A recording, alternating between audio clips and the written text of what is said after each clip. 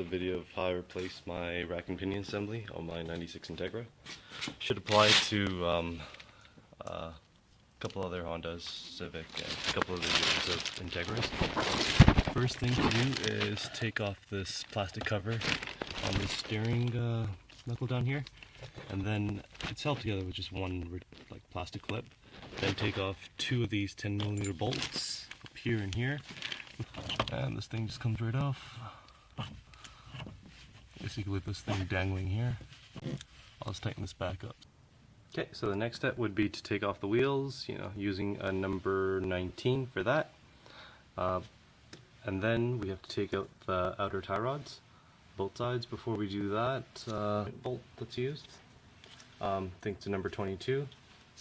Well, it's still in here. I've already separated everything for mine, so down here it's a number 17. And using a tie rod separator or hammering the knuckle at the side, should be able to knock this thing loose. I've already done that. And just unscrew the tie rod. And just do that for both sides. I guess just keep the bolts together so you don't lose them. Don't take off this bolt yet, just because on the new rack, to get this thing as close to alignment as possible before you take it to the shop, you want to measure the notches to this bolt, but get to that after. So yeah, just do this for both sides and then we'll continue. Okay, and remember before I had broken down the bolts a bit for the return line and the pressure line. I just jacked up the car, and I have a little bucket down there to catch the oil. So the next step is to remove both the lines. I've already taken off that return hose. Next up is just that metal pressure line. So once I loosen that bolt up, the oil should drip out a bit more and continue from there. It's a number 14 millimeter that goes on that remaining bolt. Okay, so the next step would be to remove the, I guess it's a chassis brace right next to this rack pinion assembly.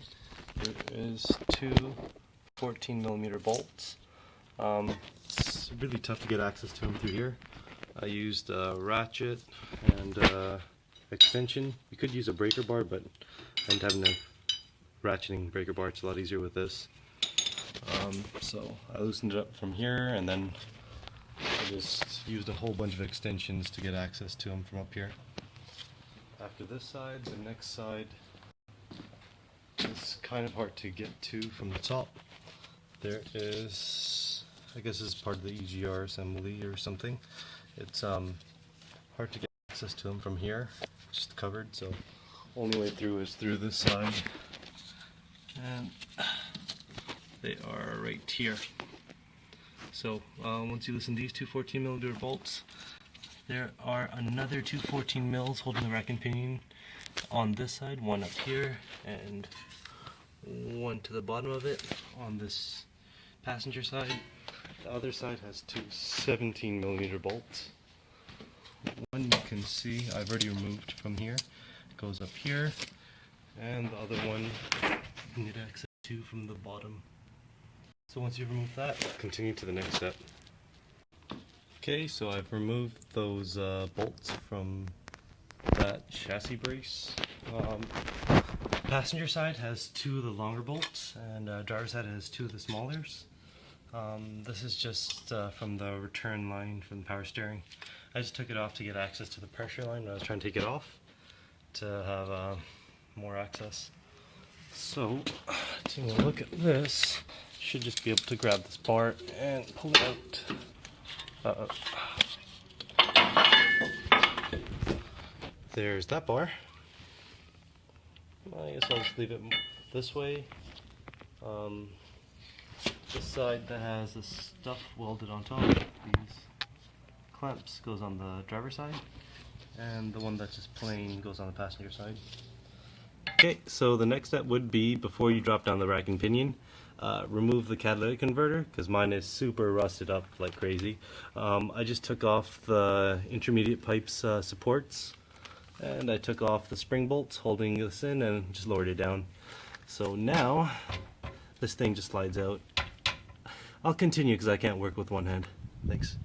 Okay, so once you've removed the rack and pinion assembly, just take off this rubber grommet, save it for your new one, and count the number of threads over here, from here to this end nut to the tie rod, because it makes life easier when you're gonna, before you go to the alignment shop, to have the toe somewhat in check. Do the same thing on both sides.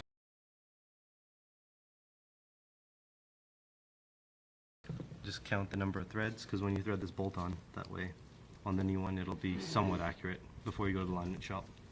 So I'm just gonna pack this thing up and go pick up my new one. Okay, so the next step, once you've gotten the rack back inside, I guess it would have been a smart idea. This is the seal between the steering and the outside. Goes on that shaft. Make sure everything is straight around this edge. You won't be able to get access to it later on. I've had to take it apart just to do that. Also remember to transfer over the other rubber seal. Well, not rubber seal, but I guess rubber bushing. The one that goes around this rack and pinion mount on this side. The one that's supposed to go around this thing. Yeah, just further back there. Remember to put that back in. I've already put back my tie rod ends. I've put back together the exhaust, so now it's just a matter of putting the 6 bolts back together and torquing them down. I'll continue once I get to that step. Okay, so on the rack and pinion, the 2 bolts on this side had to be torqued down to 28 foot-pounds. One right there, and the one down here. 28 foot-pounds. And the passenger side, the clamp over there has to be tightened down to 43 foot-pounds. So it's kind of hard to use a torque wrench down here, but you use a little adapter, should be able to get access. But to torque down the bolt from this side, I just removed the intake pipe and moved aside this EGR canister. I think it's for the EGR anyways. Just move that thing aside and torque that thing down to 43 foot-pounds. So I guess the next step would just be to put in that chassis brace. So I'll continue once I've done that. Okay, for the chassis brace, remember the part that has that extra piece of metal welded on goes on the driver's side. Both the chassis braces are the longer bolts. On that rack and pinion we use the shorter bolts. They're both 14 mil. This thing just goes on this way, torque it down to 28 foot-pounds on both sides. Remember, you can move this thing in and out to have more access to that. I guess the best way to torque this down would be from the top using a couple of extensions, or if you had a torque wrench that's small enough to fit in this area. Okay, continue to the last step. Okay, now that I've gotten the steering rack torqued down and that chassis brace, I just have to torque down this tie rod end anywhere from, I think it's 29 to 35 foot-pounds. Just inspect all the lines to make sure that you've plugged everything back in, and also that I guess they're airline supplies, or just vents to these rubber boots, that they haven't come apart while you're trying to install it. Once we've done that, the next step is just to either put the wheels back on and then straighten them up. And okay, what I did before I reinstalled that coupling between the steering wheel, I just put the wheels back on and I tried to center them out to the best that I could. And just on the inside, reattached it. Yeah, if it's not right the first time, just take it out for a test drive. Try to keep the steering wheel as center as you can, and then just open it up and adjust it accordingly. Then take it to the alignment shop. That's it.